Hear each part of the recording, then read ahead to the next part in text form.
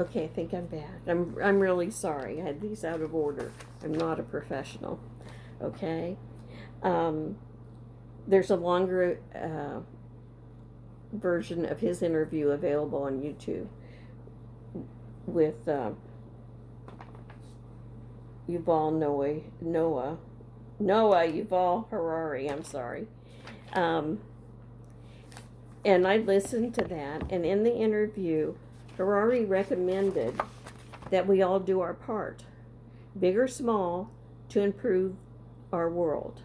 I took that advice to heart. Okay, reminds me of my friend's husband told me about what is it, tikkun olam, to repair the world, and I just think that's wonderful, and a lot of repair is needed. So I took that advice to heart, and I chose two areas. First, doing what I can to protect animals, our fellow beings. Might think about that. And secondly, this project, making an effort right now in the midst of crisis to provide a primer for those who do not follow the news or cannot follow the news. Okay.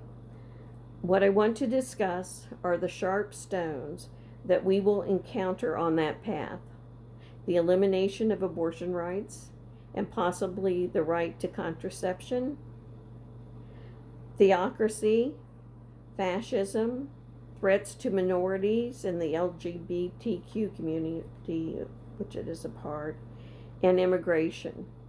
And I may come up with some others. Um, I may talk a little bit about art and literature. I paint and I write. And those are wonderful things, whatever you choose: music, art, writing, gardening, participating, reflecting, rejoicing in the world, or simply yelling out about it. Okay? I will point to Donald Trump's ties to autocrats and fascists such as Viktor Orban of Hungary, who has been a guest a number of times at CPAC. It's a conservative committee conference held yearly. And here's this man who is stripping Hungary of its democracy. And I'm afraid it's the Republicans who invite him there. And Tucker Carlson seems to admire him greatly, along with Putin and Trump. Okay, and Vladimir Putin of Russia. This is very dangerous. I want to talk about the importance of Ukraine and the importance of Israel and Gaza. I will want to talk about the big lie and the 2020 election. Trump's lack of achievements, lack of any positive achievements, and finally, Biden's real achievements. These are not in the order of importance. They are all important. Let me say something. I am 75 years old, okay? Look at my papers there. All of these issues will affect younger persons far more than me, should they come to fruition, and some of them are in that process. But I have an end date. They have an end date for me, and it's much shorter than for young people. As I said, I'm 75 years old. That's 8 decades. So this is what I feel that I must tell you, that it's my duty to tell you.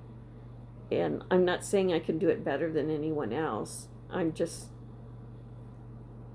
adding my words to the universe. And it's like a drop of pee in the ocean, okay? Well, this is my drop of pee. And I want, if I can persuade someone, a few someones, that will be great. And I will refer you to the professionals. But I think if you really, really don't follow current events or the news, just tuning into a program right away might be a bit confusing. I had a friend, and I've heard other people say, what is January 6th? And they might not at all know what's going on with abortion and the fragility of our access to contraception, okay? And that's something that concerns you. I am way past that. So the first thing I'm going to talk about is abortion. And this is one tough topic. But it boils down to, its essence is personal freedom, the right to control one's own body, and it's about survival. It concerns the truth. So, to begin this discussion, let me ask you a few questions. How would you like to have your sexual behavior monitored or restricted? We think we have a lot of freedom, and sexual behavior is not anything new. And witness the Earth's population. Nothing new for young people. But I simply want them protected. You know, in earlier times, girls got married very early. And what men did didn't count. And now some people are shocked to see the openness of this. But I don't think we can go back in time, nor would we want to. So that was the first question. How would you like to have your sexual behavior monitored and restricted? How would you like to have the birth of a baby mandated? You're going to have that baby, even in the face of one's incapacity to meet the emotional and financial needs of a child. How would you like to be forced to continue a pregnancy despite the risk of death or disability for you or your baby? Something to think about. How would you like to carry a dead fetus in your womb, knowing that this fetus is dead? It's not going to become a baby, and knowing that you are at risk of death from sepsis. Mothers and fathers, how would you like that for your daughters? Men, what about your wives or girlfriends? Is that what you want? If all that is okay with you, then vote for Donald Trump and the MAGAs. And your wish could well come true. Okay. I'm sorry about this.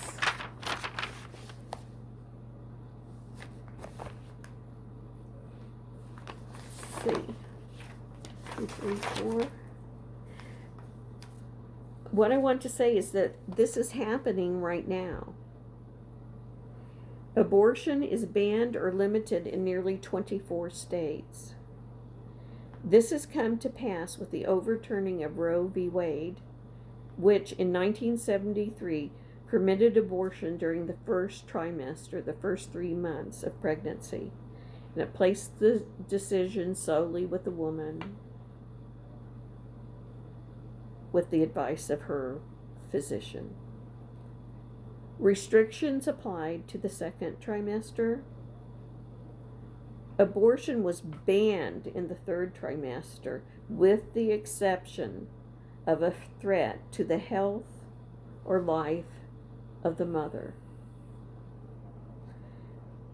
Planned Parenthood v. Casey Roe v. Wade, that's the first Supreme Court decision I mentioned.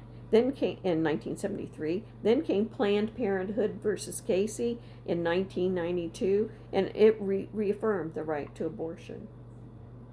Then, on June 24, 2022, the Supreme Court of the United States, this time, overruled Roe v. Wade.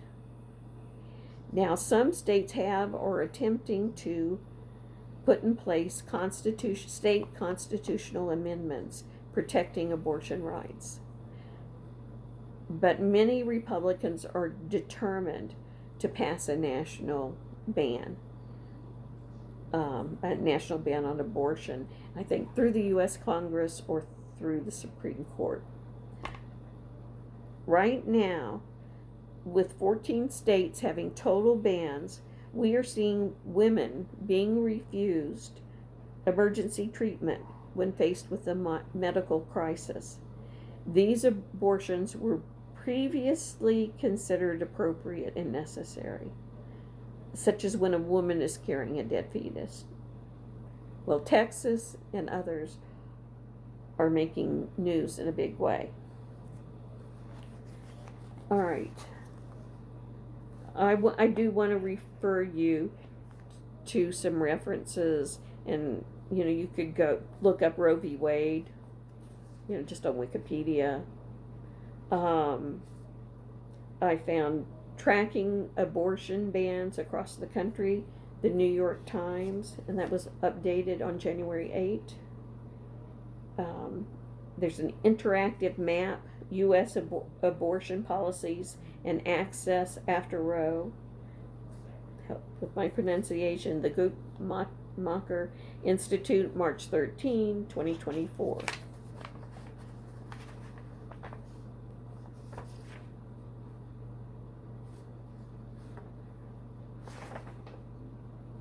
Okay. I want to refer you to an often heard alarmist tagline that is attached to the abortion issue, and it is the claim that there is abortion on demand up to the time of birth. This is absolutely false. To give you information, see an article published by the Associated Press. It's entitled "The AP Fact Check Posts Misrepresent Details of U.S. Senate Vote to Codify Roe." And it was dated May 16, 2022. And again, I'm going to put these up on a screen after my little talk here. Also, the GOP claim that Democrats support abortion up to the moment of birth, by Glenn Kessler, Kessler, The Washington Post, September 22nd, 2022. And then you could go to factcheck.org. It's entitled "The Political Disagreement Over a Health Exception for Later Abortions" by Lori Robertson, and that was posted May 5th, 2023. Regarding the denial of medically necessary abortions, where we see women fleeing to other states from Texas or Mississippi, Tennessee, to get an abortion. The article comes from ABC News. It's entitled "Delayed and Denied, Women Pushed to Death's Door for Abortion Care in Post-Roe America." And this was written by Nadine L. Bawab, Tess Scott, Christina Ng, and Acacia Nunes, dated September 14, 2023. Now, for other information, so you can see for yourself, to see fetal development through and decide for yourself, to see fetal development through the trimesters of pregnancy, go to WebMD, and it's entitled Slideshow Fetal Development Month by Month, medically reviewed by Tracy C. Johnson, MD. Okay. Also, I like The Guardian. Also, The Guardian, abortion, what a pregnancy actually looks like before 10 weeks in pictures, by Poppy Noor, October 19, 2022. And you could go to Mount Sinai site and search for fetal development. In addition to the bans on abortion, the right to obtain RU-486 or mifepristone is currently before the Supreme Court. Heard now, I think maybe decision in June. I think that's the way it is. Mifepristone or RU-486 can be obtained at a pharmacy or by mail. It is still available, and it is used to terminate a pregnancy prior to 10 weeks. As I said, my wish is to provide correct information so that an individual can make her own clear-headed decision about this powerful issue. My argument is that this is a decision for any individual woman. While later restrictions make sense, but why, for example, would the life of a mother ever be sacrificed? Abortions cannot be compelled, and neither should a decision be made by Ron DeSantis, governor of Florida, Mike Johnson, Speaker of the House, U.S. House of Representatives, by your neighbor. In Texas, you're allowed to inform on someone that you think might be getting an abortion or someone who's helping someone. Should this personal decision being interfered with by a neighbor or any religious figure or figures? I will speak more about religious rights and theocracy later.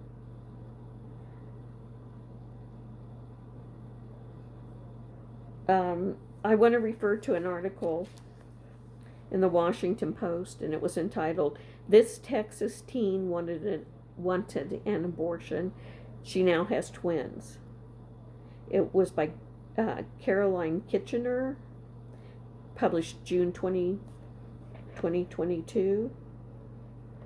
In that true but very sad story, a vulnerable 17-year-old girl and her vulnerable boyfriend as well.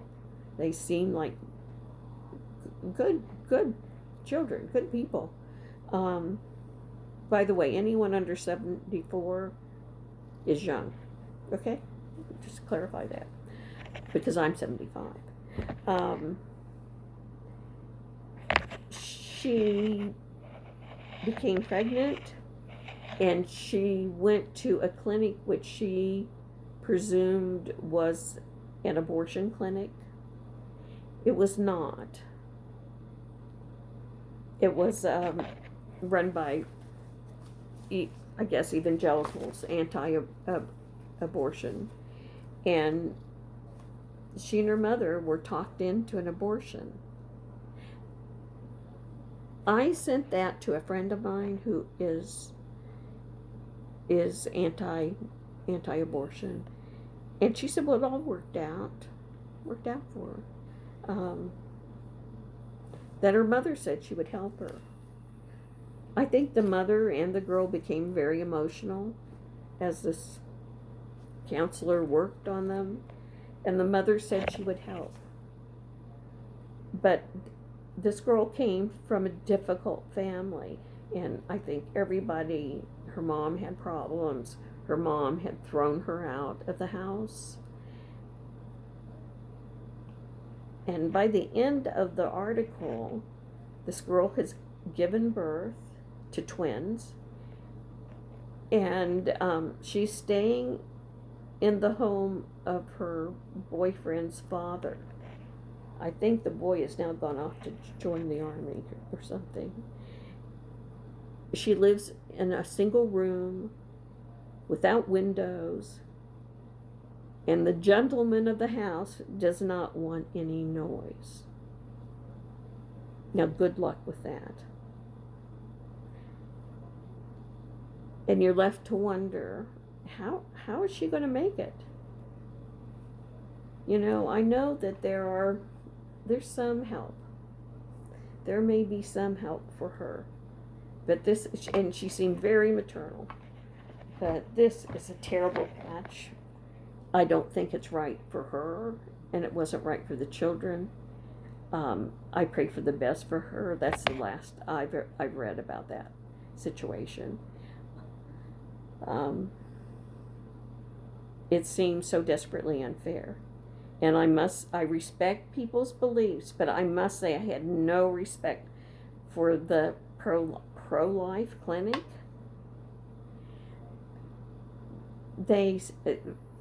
From the article, I could not ascertain that they brought up adoption, maybe. You know, they certainly should. But once she decided, she was considered a success. And at a pro-life conference, she was proudly brought up as a success story, while they provided nothing. Nothing. Everyone loves babies until they're born. And then they can be a problem. Demanding resources. And I think it's beautiful that she had them. I think she deserved help, either adoption or some kind of mentoring. That she was a good girl. She needed help. Okay. And most of all, I want to say that free, easily available contraceptives are the best solution. And there's certainly a fundamental right for all who wish it. At this time, I'll just end. I want to thank you so much, and I hope that this has been useful. So, it's evening here right now, so I'll say I hope you have a good evening. Okay? All right. Good night.